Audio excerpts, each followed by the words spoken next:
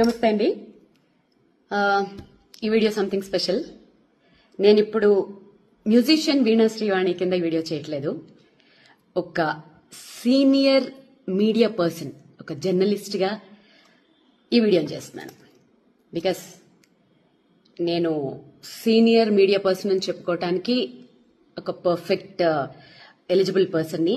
ఎందుకంటే ఇప్పుడున్న మీడియాలో, మన తెలుగు మీడియాలో సో కాల్డ్ పెద్ద పెద్ద ఛానల్స్ లో పనిచేస్తున్న వాళ్ళందరూ నాతో పాటు ఏళ్ల తరపడి వేల ఎపిసోడ్లు చేసిన వాళ్ళు కూడా దాంట్లో ఉన్నారు. అఫ్ కోర్స్ ఆ టాపిక్ పక్కన పెడితే ఈ వీడియో చేయటానికి రీజన్ ఏంటంటే, మీడియా, మా అసోసియేషన్ కంప్లైంట్స్. ఇవాళ నాకు ఇందాక ఒక జర్నలిస్ట్, ఒక పెద్ద ఛానల్లో పనిచేసే ఆయన, నాకు ఆప్తులు, ఒక పోస్ట్ పంపించారు. పలానా సో కాల్డ్ ఆస్ట్రాలజర్ మీద ఇలా ఏదో ఎవరికో కంప్లైంట్ ఇచ్చారు, ఎందుకంటే నాగ చైతన్య సమంత గురించి ఏదో చెప్పారు అని. ఇక్కడ నేను ఒక జర్నలిస్ట్ గా మాట్లాడుతున్నాను. ఓకే, మా జర్నలిస్టుల్లోనే ఒక జర్నలిస్ట్, నా కొలీగ్ అనుకుందాం, పంపించారు. అంటే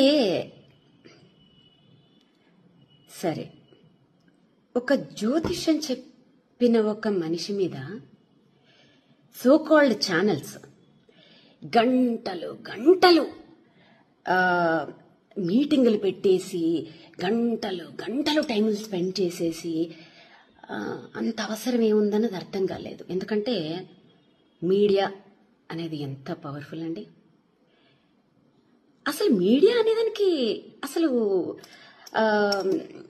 విలువే లేకుండా అయిపోయిందని అందరికీ తెలుసు. ఆఫ్ కోర్స్ నేను ఇప్పుడేం కొత్తగా ఏం చెప్పక్కర్లేదు. కాకపోతే ఒకప్పుడు, అంటే నేను పనిచేసిన టైంలో జర్నలిస్ట్ అని చెప్పుకోవాలంటే ఖచ్చితంగా జర్నలిజం పాస్ అయి ఉంటేనే జర్నలిస్ట్ అని చెప్పుకోవచ్చు. ఇప్పుడు ఒక 2 ఇంటర్వ్యూలు చేసేస్తే చాలు జర్నలిస్ట్లే. ఆ లెక్కను చూసుకుంటే నేను సూపర్ జర్నలిస్టులు. ఎందుకంటే వందల ఇంటర్వ్యూలు చేసేసుకున్నాను, వేల ఎపిసోడ్లు చేసేసాను. సో కాబట్టి ఈ జర్నలిస్టులందరూ నా కొలీగ్స్ జర్నలిస్టులు. ఇప్పుడు స్ట్రైట్ ఫార్వర్డ్ గా అడుగుతున్నాను, ఈ పలానా జ్యోతిష్యం చెప్పారు, పలానా వాడెవడో టమాటా కూరలో ఉప్పు ఎక్కువ వేసాడు, ఇంకెవడో ఏదో చేశాడు, ఇవి పక్కన పెడితే, నేను పేర్లు తీయకూడదు అనుకుంటున్నాను కానీ తీస్తున్నాను.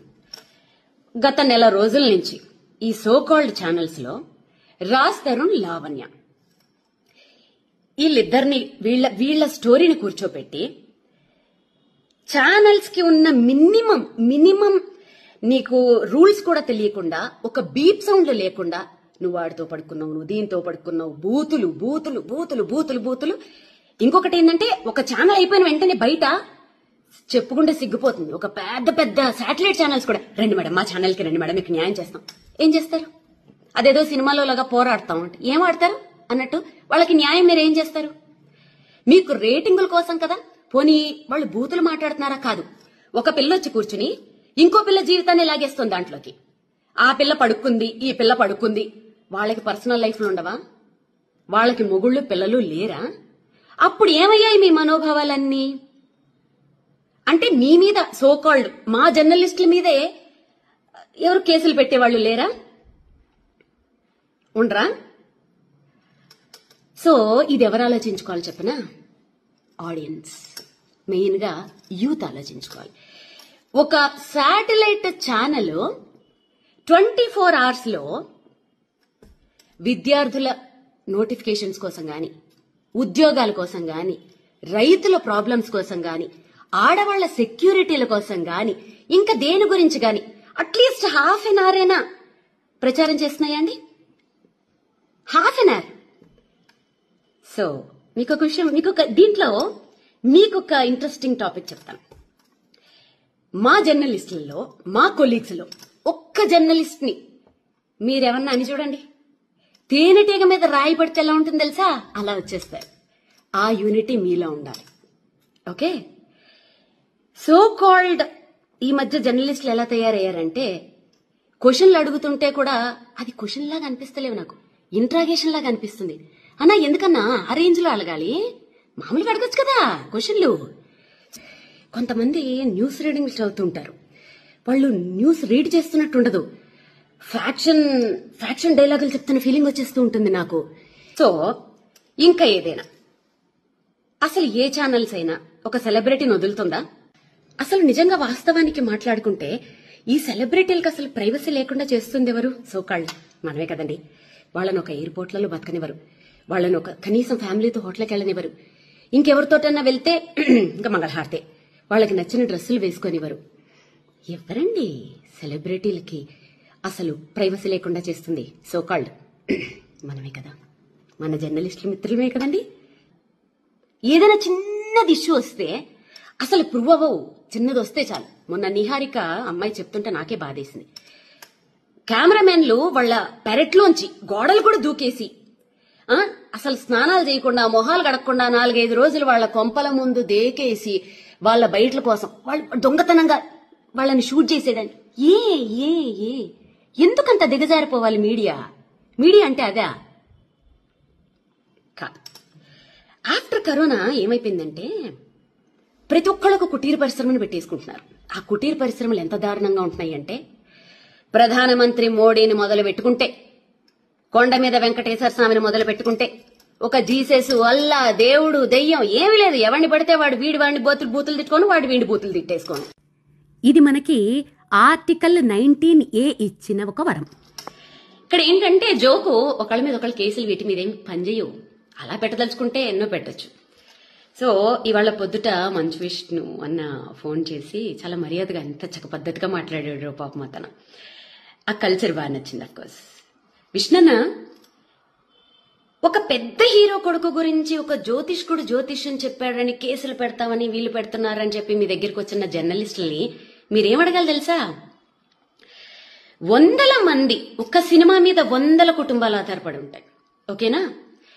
ఆ 100 కుటుంబాలని ఒక్క రివ్యూ తోటి సంకనాకి పెంచేస్తున్నారు చూశారు. ఆ రివ్యూవర్లని ఏం చెయ్యాలి ఫస్ట్ అది ఆలోచించండి. దాంట్లో మా జర్నలిస్టులు కూడా ఉండొచ్చు, తప్పేం లేదు. ఎవరినన్నా ఏమైనా చేసి పర్వాలేదు. మరి 100 మంది పనిచేస్తున్న ఆ సంస్థలు నీ రోడ్ల మీదకి తెచ్చేస్తున్న ఫలానా ఈ రివ్యూవర్ల మీద మరి మీరేమి యాక్షన్ తీసుకోరా?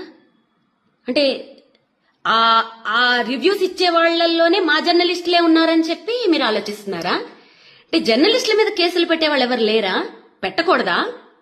జర్నలిస్టులు ఏమైనా దేవుళ్ళా? తప్పు చేస్తే ఎవరి మీద ఎవరైనా కేసులు పెట్టచ్చు. కాకపోతే ఏంటంటే గొంగళి పురుగుల్లో అన్నం తింటూ వెంట్రుకను చూసి అసహించుకున్నారట. అలా ఉంది మా జర్నలిస్టుల కథ. మీరు చేసేదే పనులు, ఒక్కొక్క ఛానల్ ఒక్కొక్క పార్టీకి అంకితాలు. పొద్దున్న లేస్తే అవి తప్ప ఇంకో పనులు ఉండవు. ఏమైనా టాపిక్లు డీవియేట్ చేయాలంటే గిట్లా ఫలానా పంతులు అట్లా చెప్పాడు, వీడు ఉప్పులో కారం ఎక్కువ వేశాడు, ఆమెవరో 2వ పెళ్ళాన్ని ఉంచుకున్నారు, వీళ్ళెవరో ఇంకొక. సారీ ఇలా మాట్లాడుతున్నాను ఏమనుకోకండి, ఎందుకంటే పెద్ద ఛానల్స్ బీపుల్ లేవు నాకెందుకు ఇంకా. సో ఇంకెవరో ఇంకొక పొలిటీషియన్ ఎవరో 2వ భార్యను ఉంచుకున్నాడు. అబ్బా అబ్బా అబ్బా అబ్బా, ఇవి తప్ప మీడియా అంటే ఇదా?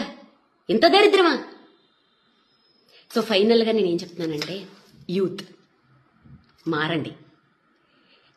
వాళ్ళు ఏమంటారు తెలుసా మీడియా వాళ్ళు? మంచి వీడియోలు పెడితే అసలు ఎవడో చూడట్లేదండి అని. మీకే ఇస్తున్నారు, పోరాడండి. హ్యాష్ట్యాగులు పెట్టండి పెద్ద పెద్ద ఛానల్స్ కి. మాకు ఈ చెత్త ప్రోగ్రాంలు వద్దు, ఉపయోగపడే ప్రోగ్రాంలు వేయండి. మా లైఫ్ కి మా జీవితాలను నిలబెట్టే ప్రోగ్రాంలు, గవర్నమెంట్ ని ప్రశ్నించే ప్రోగ్రాంలు మీరు వెయ్యండి. హ్యాష్ట్యాగులు పెట్టి ఫైట్ చేయండి. మీరు ఫైట్ చేస్తే సాధించలేందా? తెలంగాణ అలా సంపాదించుకున్నది కాదా? ప్రతి రాష్ట్రంలోనూ అలాంటి సంపాదించుకున్నవి ఎన్ని లేవు? మీకోసం ఫైట్ చేయండి.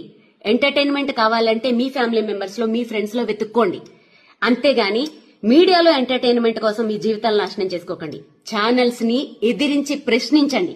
ఓకే?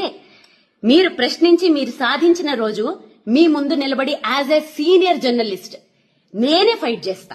ఈ జ్యోతిష్యాలు, పురోహితుళ్ళు, అసలు ఇవన్నీ బ్యాన్. అసలు సోషల్ మీడియాలో చెప్పకూడదు. ఎవరైనా చెప్తే ఫస్ట్ నా మొగుడు కాదు, ఎవరు కాదు, ఫస్ట్ నేనే కేసు పెడతా.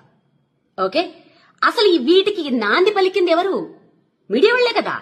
2009 నుంచి పలానా ఎవరైనా పెద్ద పొలిటీషియన్ హాస్పిటల్లో ఉంటే వాళ్ళు ఉంటారా పోతారా? ఒకవైపు జ్యోతిష్కులు, ఒకవైపు డాక్టర్లు.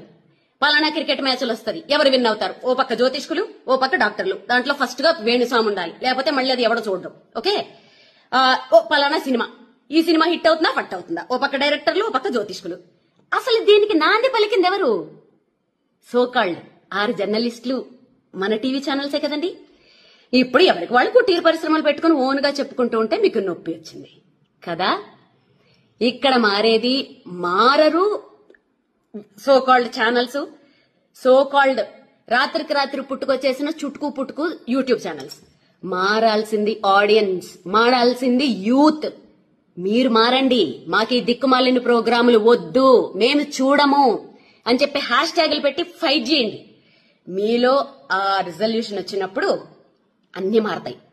అప్పుడు నేను కూడా మారతాను, నేను మీ ముందు కలిపి పోరాడతాను. ఓకేనా?